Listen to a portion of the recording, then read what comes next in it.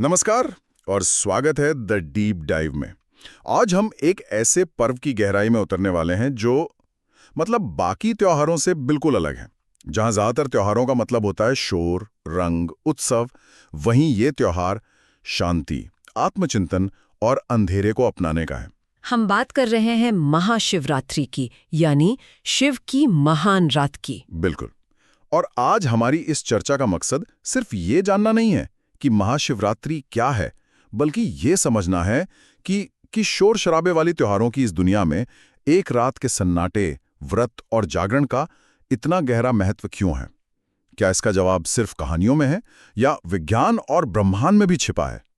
और हम ये सब बात कर रहे हैं 2026 के संदर्भ में, क्योंकि इस साल महाशिवरात्रि रविवार 15 फरवरी को है और ये साल कई मायनों में बहुत खास होने वाला है। तो चलिए शुरू करते हैं सबसे बुनियादी सवाल से। महाशिवरात्रि और शिवरात्रि में क्या फर्क है? क्योंकि ये कंफ्यूजन अक्सर लोगों को होता है। हाँ, मुझे भी पहले यही लगता था कि दोनों एक ही हैं। देखिए, शिवरात्रि तो हर महीने आती है, कृष्ण पक्ष की 14वीं रात को। इसे मासिक शिवरात्रि कहते हैं। अच्छा। लेकिन महाशिवरात्रि साल में सिर्फ एक बार आती है, फाल्गुन के महीने में। इसे सभी शिवरात्रियों में सबसे शक्तिशाली और आध्यात्मिक रूप से सबसे महत्वपूर्ण रात माना जाता है। ठीक है। ये एक तरह से साल भर की आध्यात्मिक तैयारी का शिखर है। ठीक है, तो ये साल की सबसे बड़ी आध्यात्मिक रात है। अब आते हैं उस सवाल पर जो सबके मन में होता है। आखिर ये रात इतनी महत्वपूर्ण क्यों है, इसे मनाया क्यों जाता है? इसके पीछे कई अलग अलग कहानियां हैं और हर कहानी एक अलग पहलू दिखाती है। सबसे पहली और सबसे मशहूर कहानी तो शिव और पार्वती के विवाह की है। जी, ये कहानी प्रेम, तपस्या और संकल्प की है।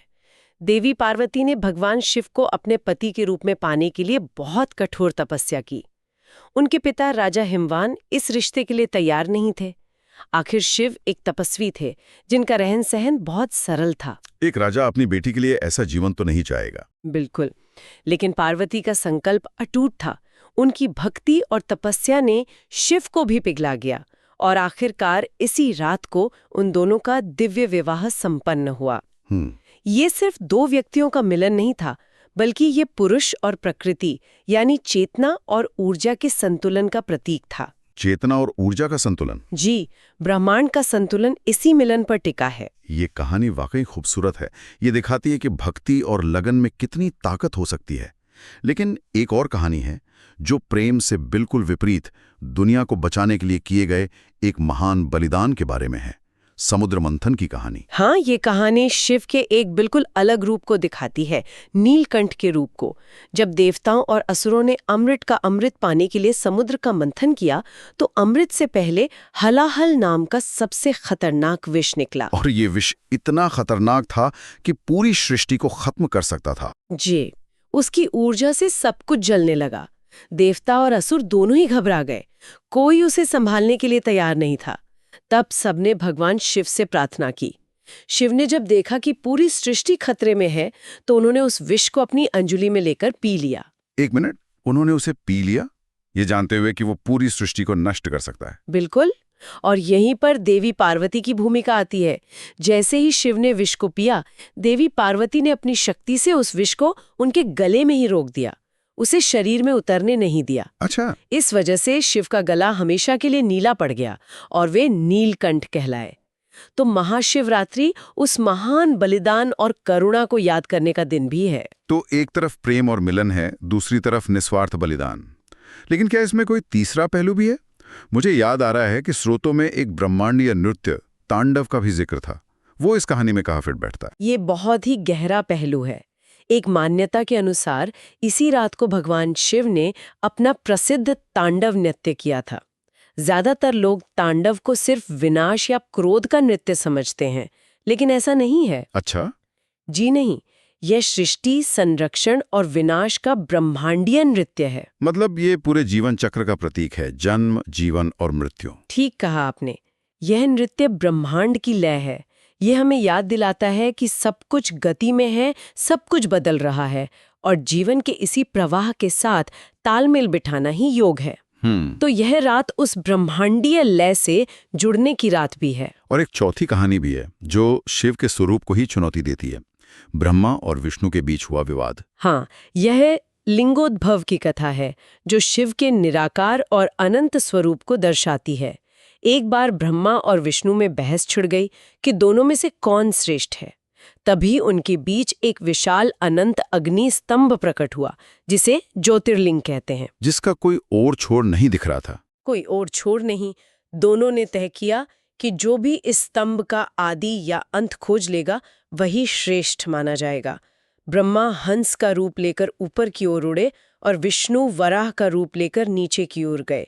हजारों साल तक वे चलते रहे, लेकिन किसी को भी उस स्तंभ का कोई सिरा नहीं मिला। और तब उन्हें अपनी गलती का एहसास हुआ। बिल्कुल। तब उन्हें समझ आया कि परम सत्य उनकी समझ और अहंकार से परे है, वो अनंत है। माना जाता है कि इसी घटना के बाद शिवलिंग की पूजा शुरू हुई, जो शिव के उसी अनंत निराकार स्वरूप का प्रतीक है। तो जब हम इन चारों कहानियों को एक साथ देखते हैं तो एक बहुत दिलचस्प तस्वीर उभरती है। ये सिर्फ एक त्योहार नहीं है, बल्कि जीवन के 4 स्तंभों का उत्सव है। प्रेम और मिलन, निस्वार्थ बलिदान, ब्रह्मांड की लय और परम सत्य की खोज। हर कहानी हमें एक अलग नजरिए से शिव तत्व को समझने का मौका देती है। बिल्कुल सही, ये इस त्योहार की खूबसूरती है। ये कहानियां तो हमें बताती हैं कि ये रात क्यों महत्वपूर्ण है, लेकिन जो बात मुझे सबसे ज्यादा दिलचस्प लगी वो ये थी कि इसे मनाने का तरीका, यानी व्रत और जागरण, खुद में एक विज्ञान है।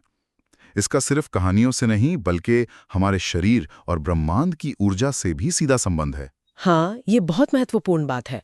रात भर जागना, जिसे जागरण कहते हैं, सिर्फ शरीर को जगाए रखना नहीं है। प्रतीकात्मक रूप से, या कह सकते हैं कि एक तरह से, ये अज्ञान के अंधकार पर विजय पाने और अपनी चेतना को जागृत रखने का प्रतीक है। ये तो हुई आध्यात्मिक बात, जो अपने आप में गहरी है। लेकिन मुझे ये जानकर हैरानी हुई कि इसका एक वैज्ञानिक पहलू भी बताया गया है। एक प्राकृतिक ऊर्जा का उछाल। ये तो किसी साइंस फिक्शन जैसा लगता है। ये काम कैसे करता है? मानव शरीर में ऊर्जा का एक प्राकृतिक उछाल आता है। ऊर्जा स्वाभाविक रूप से नीचे से ऊपर की ओर बढ़ती है। मतलब ये कोई काल्पनिक बात नहीं है, ये एक वास्तविक प्राकृतिक घटना है। जी, ये एक प्राकृतिक घटना है। इसीलिए इस रात को रीढ़ की हड्डी सीधी रखकर बैठने या ध्यान करने की सलाह दी जाती है। अच्छा। जब आप अपनी रीढ़ सीधी रखते हैं तो आप इस ऊपर की ओर उठती ऊर्जा को सही दिशा देते हैं। ये आपके आध्यात्मिक विकास के लिए एक बहुत बड़ा सहारा बन सकती है। ये परंपरा इसी प्राकृतिक घटना का लाभ उठाने के लिए बनाई गई है। ये तो कमाल की बात है। यानी ये सिर्फ एक धार्मिक अनुष्ठान नहीं, बल्कि अपने शरीर और ब्रह्मांड की ऊर्जा के साथ तालमेल बिठाने का एक अवसर है। और व्रत का क्या महत्व है? व्रत, जिसे संस्कृत में उपवास कहते हैं, उसका असली मतलब है निकटवास करना या ईश्वर के करीब रहना। जब हम भोजन नहीं करते तो हमारी बहुत सारी ऊर्जा जो पाचन में खर्च होती है वो बच जाती है। उस ऊर्जा को हम ध्यान और आत्मचिंतन की ओर मोड़ सकते हैं। यह हमारी इंद्रियों को नियंत्रित करने और शरीर और मन को शुद्ध करने का एक तरीका है। इसका कोई स्वास्थ्य से जुड़ा फायदा भी है? आयुर्वेद में इसके बारे में कुछ कहा गया? हाँ बिल्कुल। आयुर्वेदिक दृष्टिकोण से उपवास हमारे पाचन तंत्र को आराम देता है, उसे साफ होने का मौका देता है। ये शरीर से विषाक्त पदार्थों को बाहर निकालने में मदद करता है। जब शरीर हल्का और शुद्ध होता है तो मन अपने आप शांत और एकाग्र हो जाता है, और शांत मन ही ध्यान के लिए सबसे अच्छा होता है। और एक और चीज है जो इस पूजा में खास है, बेलपत्र। शिवजी को बेलपत्र क्यों चढ़ाए जाते हैं? बेलपत्र शिवजी को बहुत पसंद है, ऐसी मान्यता है। लेकिन इसके पीछे एक ऊर्जा से जुड़ा पहलू भी बताया जाता है। एक दिलचस्प मान्यता ये है कि आम दिनों में बेलपत्र में लगभग 2% शिव तत्व होता है। एक मिनट, शिव तत्व, ये तो एक बहुत ही सटीक आंकड़ा है। क्या स्रोत इस शिव तत्व को किसी तरह की ऊर्जा के रूप में समझाते हैं, या ये एक आध्यात्मिक और प्रतीकात्मक बढ़त है? ये एक प्रतीकात्मक और आध्यात्मिक मान्यता है। इसका मतलब ये नहीं है कि इसे किसी लैब में मापा जा सकता है। इसका मतलब है कि इस दिन प्रकृति की ऊर्जा आध्यात्मिक साधना के लिए सबसे ज्यादा अनुकूल होती है, और बेलपत्र उस ऊर्जा का सबसे अच्छा संवाहक या माध्यम माना जाता है। अच्छा। मान्यता के अनुसार महाशिवरात्रि के दिन बेलपत्र में ये आध्यात्मिक ऊर्जा 20% तक बढ़ जाती है। 20%? जी, इसीलिए इस दिन इसे अर्पित करना इतना महत्वपूर्ण माना जाता है। समझ गया। तो व्रत, जागरण, सीधी रीढ़ और बेलपत्र, ये सब हमें शारीरिक, मानसिक और आध्यात्मिक रूप से तैयार करते हैं ताकि हम उस विशेष रात की ब्रह्मांडी ऊर्जा का पूरा लाभ उठा सकें। और ब्रह्मांडी ऊर्जा की बात हो रही है तो 2026 में तो बहुत कुछ खास हो रहा है। हाँ, 2026 कई वजहों से एक बहुत ही असाधारण साल माना जा रहा है। सबसे पहली और सबसे बड़ी बात तो प्रयागराज का महाकुंभ मेला है। जी, ये एक अविश्वसनीय संयोग है। 2026 में प्रयागराज में महाकुंभ का आयोजन हो रहा है और 15 फरवरी यानी महाशिवरात्रि का दिन उस मेले का अंतिम शाही स्नान भी होगा। वाह! ये एक बहुत ही दुर्लभ और पवित्र संयोग है जहां लाखों लोग एक साथ उस आध्यात्मिक ऊर्जा का अनुभव करेंगे। ये अपने आप में एक अभूतपूर्व घटना होगी। कुंभ के अलावा कुछ खगोलीय घटनाओं का भी जिक्र है। हाँ, 2026 खगोलीय दृष्टि से भी बहुत सक्रिय साल है। शिवरात्रि के कुछ ही समय बाद फरवरी के अंत में 6 ग्रहों बुध, शुक्र, शनि, बृहस्पति, यूरेनस और नेपच्यून का एक दुर्लभ संयोग देखने को मिलेगा। 6 ग्रह एक साथ? जी, ये सभी ग्रह सूर्य के एक ही तरफ एक कतार में होंगे। इस तरह की बड़ी खगोलीय घटनाएं हमेशा से ही ज्योतिष और आध्यात्मिक परंपराओं में बहुत महत्वपूर्ण मानी जाती रही हैं, क्योंकि इनका प्रभाव पृथ्वी की ऊर्जा पर पड़ता है। और कुछ आधुनिक आध्यात्मिक गुरु भी 2026 को लेकर खास बातें कह रहे हैं। बिल्कुल, कुछ आधुनिक रहस्यवादी और आध्यात्मिक गुरु 2026 को मानवता के लिए एक महत्वपूर्ण मोड़ बता रहे हैं। उनका मानना है कि इस दौरान सूर्य और चंद्रमा से आने वाली ऊर्जा मानव चेतना के विकास में एक बड़ी भूमिका निभाएगी। इस संदर्भ में 2026 की महाशिवरात्रि को आत्म साक्षात्कार और आध्यात्मिक विकास के लिए एक असाधारण रूप से शक्तिशाली अवसर के रूप में देखा जा रहा है। तो आज की इस चर्चा से ये बिल्कुल साफ है कि महाशिवरात्रि सिर्फ एक कहानी या एक दिन का त्योहार नहीं है। ये प्रेम का उत्सव है, बलिदान का स्मरण है, ब्रह्मांडी लय का अनुभव है और उस परम सत्य की अनुभूति है जिसका कोई आदि अंत नहीं है। बिल्कुल, ये सिर्फ पूजा पाठ तक सीमित नहीं है, बल्कि ये आत्म अनुशासन और ब्रह्मांडीय ऊर्जा के साथ खुद को जोड़ने का एक शक्तिशाली अवसर है। व्रत और जागरण जैसी प्रथाएं हमें अपनी शारीरिक और मानसिक सीमाओं से आगे जाने में मदद करती हैं, ताकि हम उस आंतरिक शांति का अनुभव कर सकें जो शिव तत्व का असली सार है। और एक अंतिम विचार जो हमारे श्रोताओं के लिए है। हम ज्यादातर त्योहारों में प्रकाश और उजाले का जश्न मनाते हैं। दिवाली, होली, ये सब रंगों और रोशनी के त्योहार हैं। लेकिन महाशिवरात्रि अंधेरे को अपनाती है। यह एक बहुत ही गहरा और महत्वपूर्ण बिंदु है। यह अंधेरे को बुराई के रूप में नहीं देखती, बल्कि उसे उस असीम सर्वव्यापी शून्यता के रूप में देखती है जिससे पूरी सृष्टि का जन्म हुआ है। शिव को अक्सर अंधकार भी कहा जाता है, लेकिन नकारात्मक रूप में नहीं, बल्कि उस गर्भ के रूप में जिसमें सब कुछ समाया हुआ है।